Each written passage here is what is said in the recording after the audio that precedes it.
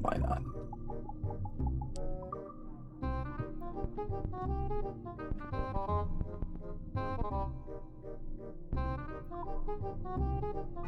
Oh! Now you fucked up!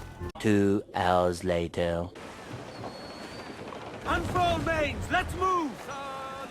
Let's ride this blow, lads! Hang on. 92.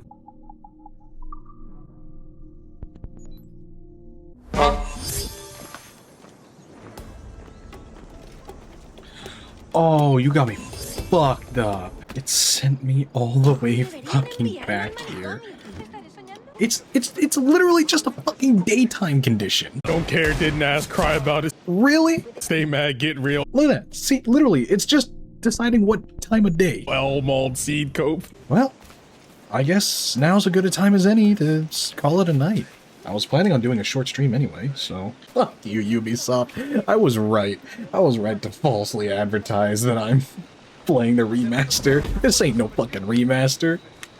This is the original version, because I can't be fucked. I cannot be fucked to pay $80 Canadian. They expect me to pay the price of a full fucking game for a remaster that is riddled with microtransactions. Oh my god, it's a battle pass. They made the Animus battle pass. That is so fucking funny. I really enjoy getting the best weapons, not from plundering a ship or finding a treasure chest, but with Ubisoft currency in a shop. Not one currency, but two.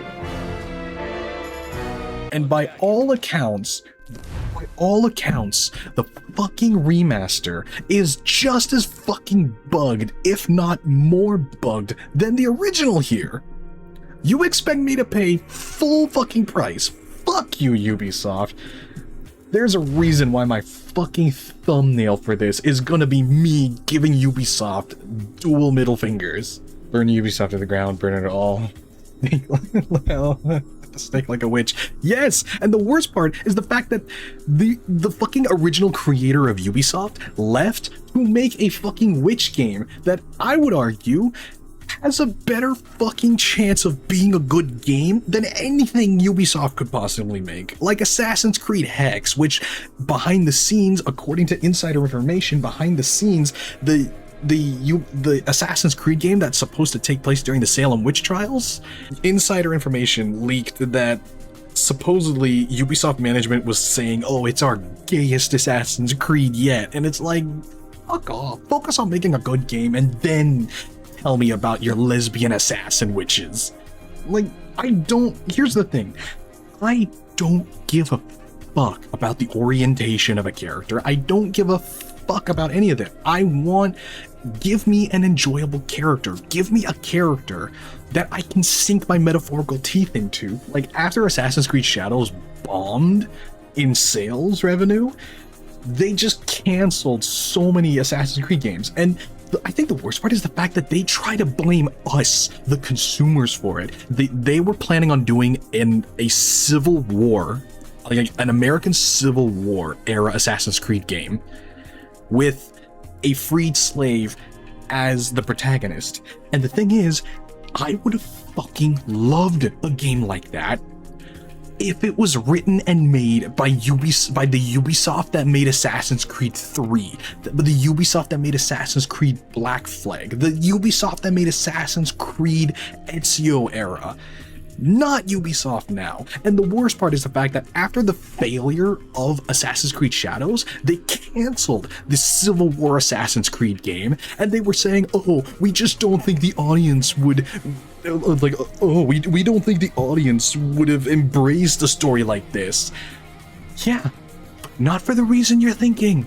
I think a Civil War based AC game would have sold well. It would have if it was made by Ubisoft from 10 Actually, no, not 10 years ago, 2013. Okay, 13 years ago. If we're talking the Assassin's Creed developers from 13 years ago, I guarantee a Civil War era Assassin's Creed would have sold gangbusters. Assassin's Creed 3, Native American protagonist about the American Revolution. Sure, it was hated at first, but after a few months, after a couple years, people revisited the story, they revisited the gameplay and realized this was a good Assassin's Creed game. Assassin's Creed Black Flag. Despite people complaining about how it's nothing like Assassin's Creed, look at how much love it's getting now.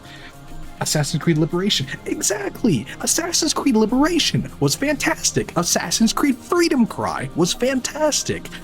Ubisoft from 2013, if they made an Assassin's Creed that takes place in the American Civil War, that would have been fantastic. Assassin's Creed now? Ubisoft now? Fuck no. And the fact that Ubisoft is trying to point the finger at us and blame us for how they think an Assassin's Creed in the Civil War would fail because the political landscape is like, yeah, who created that distrust in the developers? Who created that distrust in the people making this fucking garbage? I believe that they halt in Assassin's Creed games for now. If they can get their shit together, it would be great. That would be great. Quality over quantity. If you send out tons of shit, people are gonna leave before you send out the good shit. But if you wait and focus on the good shit, that's the problem. It's too late for them. It's too late for them, and Ubisoft was so desperate to turn Assassin's Creed into a live service game. Again, think of the fishing metaphor. You make a game that has a definitive start and a definitive end. That's the equivalent of throwing a net out into the ocean and pulling it back. Whatever you catch, you catch. While a live service game is the equivalent of dragging a net across the ocean without seemingly any end in sight. Regardless of how tattered and broken that net is, you're gonna catch way more. Hypothetically, you're gonna catch way more. But again, that's the thing, is the fact that, like, I think the thing that pisses me off the most is the fact that Ubisoft, after the failure of Assassin's Creed Shadows, Ubisoft canceled the development of the American Civil War Assassin's Creed and the Salem Witch Trial Assassin's Creed. And the worst part is the fact that they are trying to blame us for it. They're trying to blame us for the perceived failure. No, you made garbage, and even worse, you stuffed that garbage filled with political ideology, with like identity politics, in an attempt to shield yourself from any criticism, so that any criticism that comes your way, valid or not, you could just say, oh, well, I guess you're just not ready for this kind of person to be the protagonist. Oh, I guess you're just not ready for this subject matter. No, we are ready for that subject matter. We've been ready for that subject matter since the fucking 80s. The difference is how shit the product is that's trying to talk about that topic. That is ultimately my problem with Ubisoft and all of these game developers nowadays. Look at what's happening with fucking God of War Laufey. And no, not because there's a woman in the lead role. Fuck that. No. It's because they are so fucking desperate to be on par with Hollywood.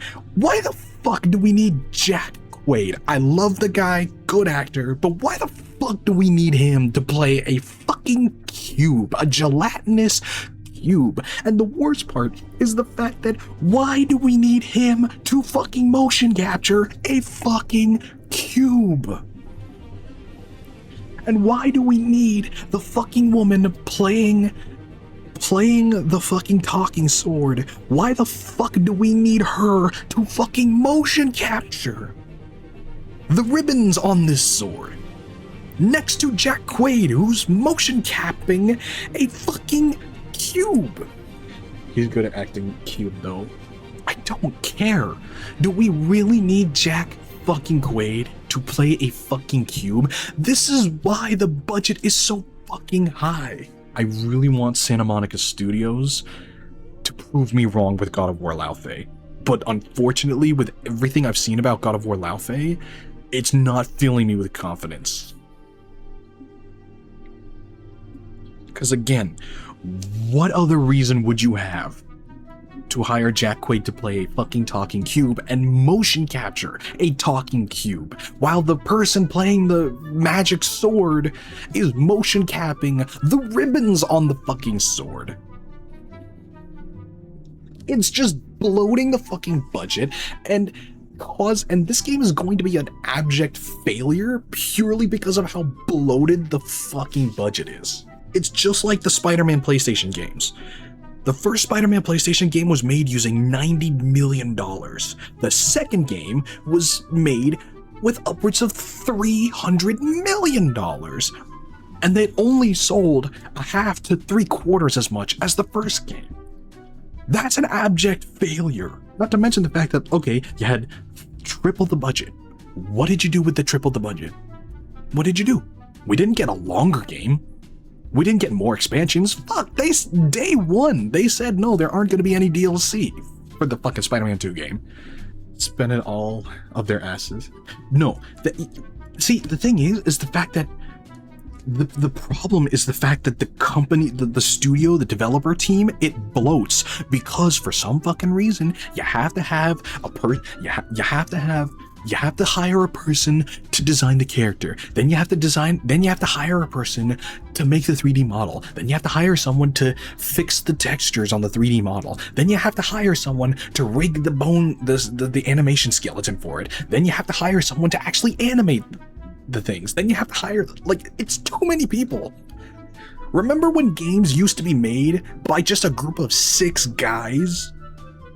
Okay, I'm done. I gotta stop.